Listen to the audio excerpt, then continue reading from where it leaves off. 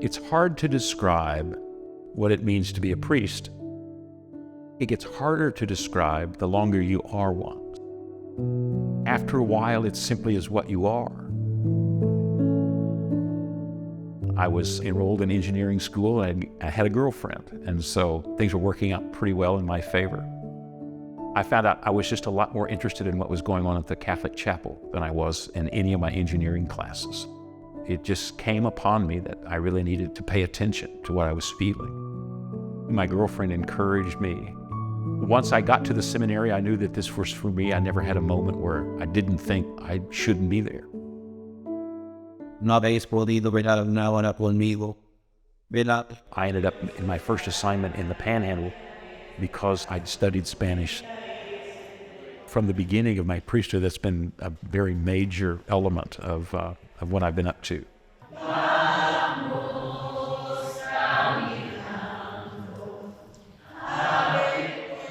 The people at Sacred Heart are really excited about going to the shrine.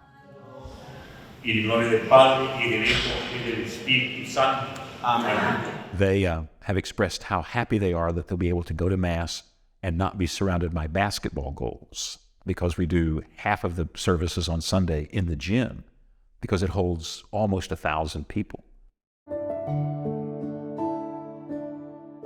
The shrine mission is focused in a different direction as far as not sustaining a community so much as it is in promoting the witness of Stan's example. We have the parish that's going to make use of the space and turn the shrine into this vibrant, active, large community from the very beginning. Everything that we do at the parish except for Mass on Sunday will continue at Sacred Heart. What I see in Oklahoma is this really active, passionate, and committed church, like the people who were active and focused and committed 2 generations ago, who were also coming out of that immigrant experience.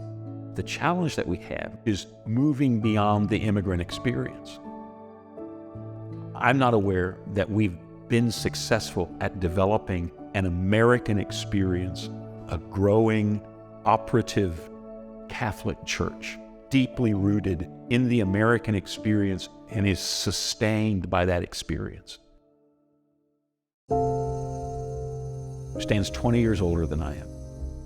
He was my second cousin. Our grandfathers were brothers. I was ordained a deacon. He was there. He talked a lot about Guatemala, being there and the challenges there and the danger there.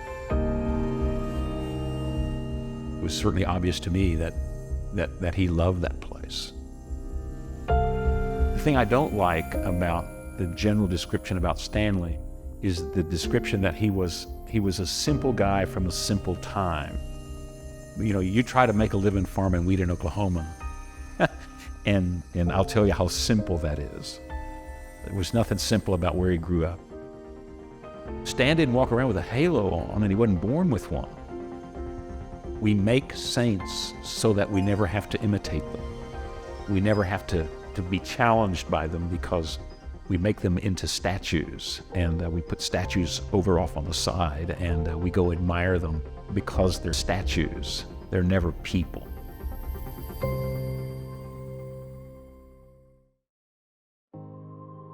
The Word of God impacts you. It begins to rearrange or at least reorder your life. That's what you have to preach. The faith is something that you live. And because it's something that you live, it's never just one thing, and it's never just one part of you. It's the whole you. The content of faith is much more measured in terms of the course of a person's life than at any particular segment or slice of life.